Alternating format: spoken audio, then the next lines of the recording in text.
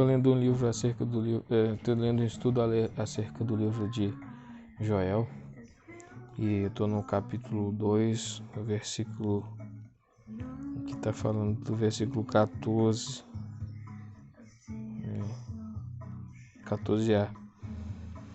Como dão testemunho as ofertas e festas, Joel 1, 9 e 13. A validade contínua do relacionamento da aliança entre Deus e Israel, Êxodo 23, do 14 ao 19. Assim, um Deus bondoso e amoroso, que se revelou a Moisés, vai perdoar repetidamente a maldade e a rebelião e o pecado, Êxodo 34, 7.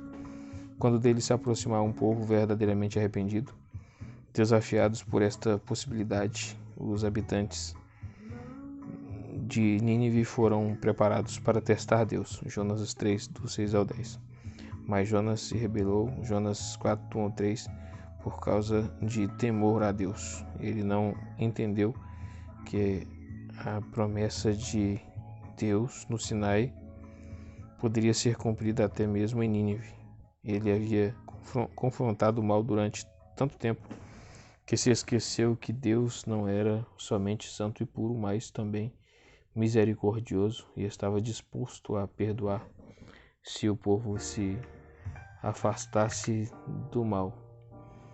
Joel, por outro lado, estava preparado para reivindicar a promessa da aliança e estabelecê-la como corda salva-vidas ao povo dos seus dias.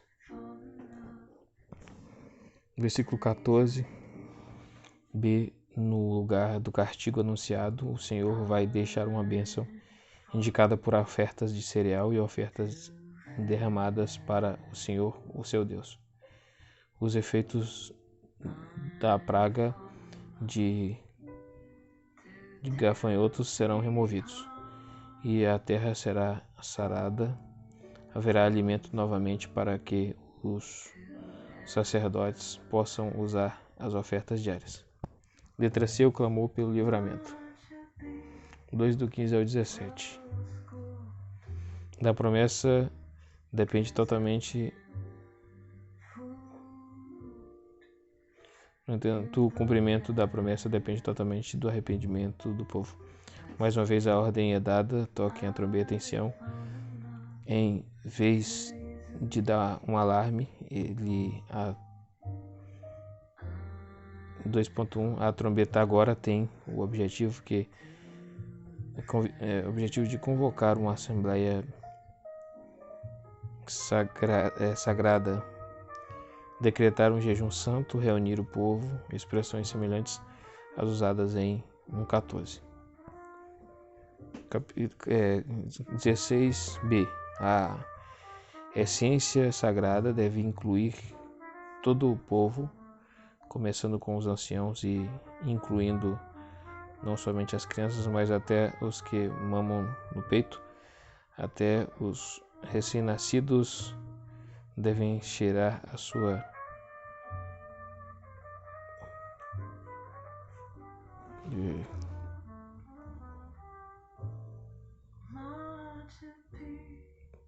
A Assembleia Sagrada deve incluir todo o povo, começando com os anciãos, incluindo não somente as crianças, mas até as que mamam no peito. Até os recém-casados devem deixar a sua preocupação um com o outro e se unirem à Assembleia em jejum. Assim, todos são incluídos no castigo do mal.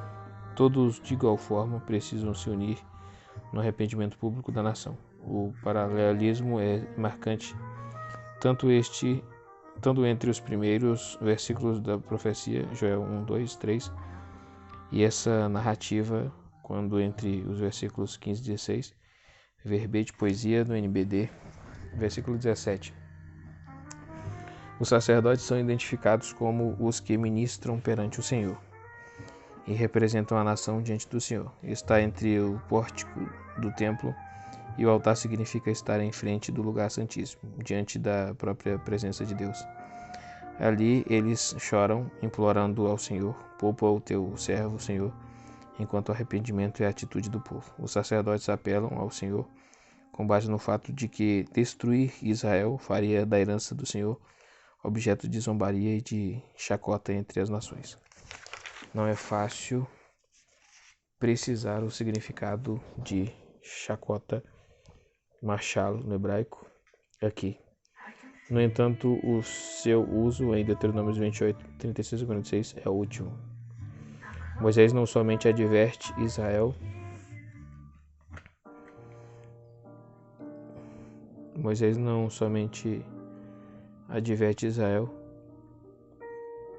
de que uma consequência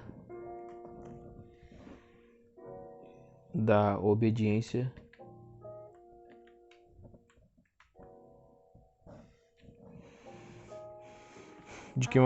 da desobediência é que o povo vai se tornar um objeto de riso, machalo para todas as nações.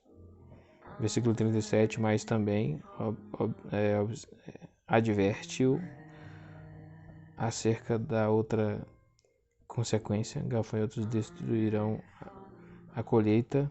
A pergunta colocada na boca das nações, onde está o Deus deles, serve como comentário adicional ao significado de chacota. A pergunta pressupõe uma resposta negativa.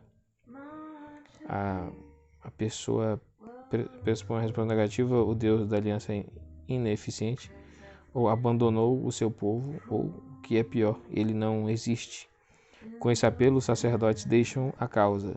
Joel observou os horrores do dia do Senhor, e então perguntou: quem poderá suportá-lo? Versículo 11. O povo foi instado a se arrepender e se lançar à misericórdia de um Deus que prometeu ser misericordioso. Versículo 17, a pergunta retórica final, não é tanto um insulto a Deus quanto um reconhecimento de que Israel foi escolhido por Deus e por meio dele que Deus quer se tornar conhecido diante das nações. Com esse conhecimento, a pergunta não é tanto será que Deus vai nos abandonar, mas como poderíamos não nos arrepender? Letra D, a promessa da restauração 2:18 a 27. O sucesso dos apelos de Joel pode ser medido pela resposta divina. A pergunta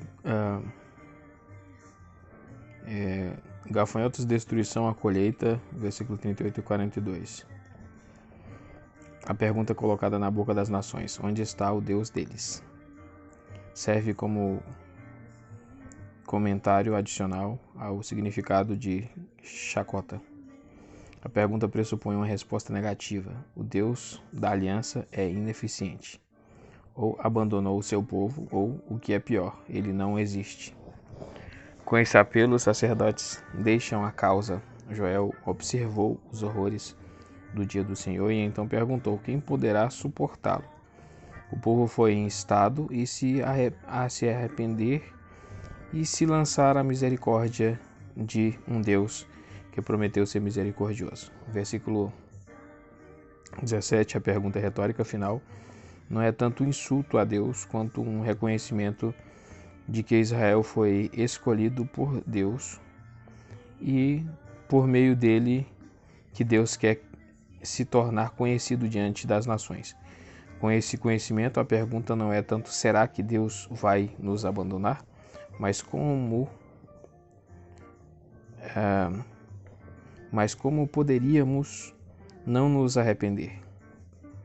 Letra D, a promessa da restauração 2:18 a 27. O sucesso dos apelos de Joel pode ser medido pela resposta divina. Versículo 18. Em primeiro lugar, o Senhor vai mostrar zelo por sua terra. Esse zelo, ciúme, é de quem foi privado de algo que por direito lhe pertence e está sob compulsão de reivindicar sua devoção. Confiram 6, minha terra também, Êxodo 20, do 4 ao 6. Ter piedade do seu povo é mais bem traduzido por ele foi tomado de compaixão por seu povo, Neb. Essa compaixão, uma reação ao arrependimento, move Deus a reverter os danos causados pelos gafanhotos. Versículo 19, o trigo, vinho novo e azeite que foram destruídos. Versículo 10b, logo serão repostos. Israel não será mais um objeto de zombaria para as nações, uma resposta ao apelo dos sacerdotes no versículo 17. Versículo 20, em segundo lugar, o invasor que vem do norte que saqueou a terra vai ser expulso. Tanto Jeremias quanto Ezequiel haviam advertido acerca da destruição que viria do norte. Quando a justiça já não prevalece no povo de Deus, o juízo em forma de um exército invasor esmaga esse povo, para que as nações me conheçam quando eu me mostrar santo por meio de você diante dos olhos delas. Ezequiel 38:16. Joel enxerga os gafanhotos na função do invasor do norte, que vem para julgar um povo não arrependido. De acordo com Ezequiel, depois Deus destrói o invasor em virtude do seu próprio mal. Ezequiel 38:18. Assim, após o arrependimento da nação, o invasor do norte é afastado, empurrado para uma terra seca e estéril. A divisão dos gafanhotos em dois grupos, lançados respectivamente nos mares do oeste e do leste, lembra o destino dos gafanhotos que desceram na terra do Egito antes de o faraó libertar os israelitas. Após o pedido de Moisés, o Senhor fez soprar com muito mais força o vento ocidental, e este envolveu os gafanhotos e os lançou no Mar Vermelho. Não restou um gafanhoto sequer em toda a extensão do Egito. Êxodo 10:19. Os restos em apodrecimento produzem um mau cheiro proporcional ao dano causado pelo invasor. Numa inversão do lamento de 1:15-20, Joel exulta no hino profético de louvor. Vê além, página 90. Versículo 21. Não tenha medo, ó terra, regozije-se e alegre-se, é a resposta adequada ao Senhor, que tem feito coisas grandiosas. Os atos heróicos de Deus são revestidos ironicamente da mesma linguagem das coisas grandiosas, ou atos orgulhosos do invasor. Não somente a terra deve se alegrar com o livramento, mas também os animais do campo devem entrar na celebração festiva, pois as suas pastagens estão ficando verdes e as árvores e a figueira e a videira estão novamente produzindo frutos. Versículo 22. Finalmente o povo de Sião, a comunidade reunida, deve se alegrar no Senhor, o seu Deus.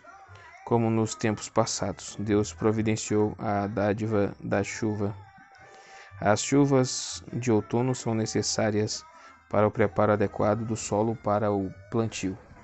As chuvas da primavera são necessárias para o amadurecimento da safra para a colheita. A chuva é interpretada como um sinal visível da justificação da nação e da restauração ao lugar da bênção de Deus. O termo chuvas de outono, moré, pode também significar professor, em conjunto com Oséias 10:12, em que a palavra é associada de forma semelhante a uma palavra que significa justiça. Ele é entendido como parte da base bíblica para o mestre da justiça da comunidade dos essênios. F.F. Bruce Second Talks on the Dead Sea Scrolls, editado em 1961, página 60 página 94. O resultado da remoção da praga e da restauração da umidade do solo é que o espectro tenebroso da fome é ilimitado. No versículo 24, as eiras ficarão cheias de trigo, os tonéis transbordarão de vinho novo e de azeite, e como inversão dos eventos de 1:4, haverá compensação pelas colheitas perdidas em virtude da destruição causada pelos gafanhotos, o meu grande exército que enviei contra vocês. Os versículos 25 e 26 esboçam o resultado tríplice para o povo de Deus. Em primeiro lugar, terão novamente o suficiente para comer, até ficarem satisfeitos. Em segundo lugar, a adoração está retomada e eles louvarão o nome do Senhor, o seu Deus. Em terceiro lugar, o escárnio das nações, onde está o Deus deles. 2:17 terá resposta: nunca mais o meu povo será humilhado. Confira Romanos 10, do 10 ao 13. A dúvida gerada pela devastação da terra será substituída pelo conhecimento experiencial de que eu estou no meio de Israel. Eu sou o Senhor, o seu Deus, e não há nenhum outro. Versículo 27. Como no Sinai, Êxodo 20.2, também aqui a singularidade do relacionamento de aliança de Deus com Israel é confirmada. Por meio do livramento da nação do desastre, o povo será declarado publicamente como meu povo por aquele que reivindica a lealdade não dividida deles. À luz do dia do Senhor ainda pode vir. Essa confirmação é particularmente importante. O mal será julgado em todo lugar em que for encontrado, mas o povo da aliança de Deus será poupado da destruição da qual se lembra também para nunca mais ser humilhado. A referência é principalmente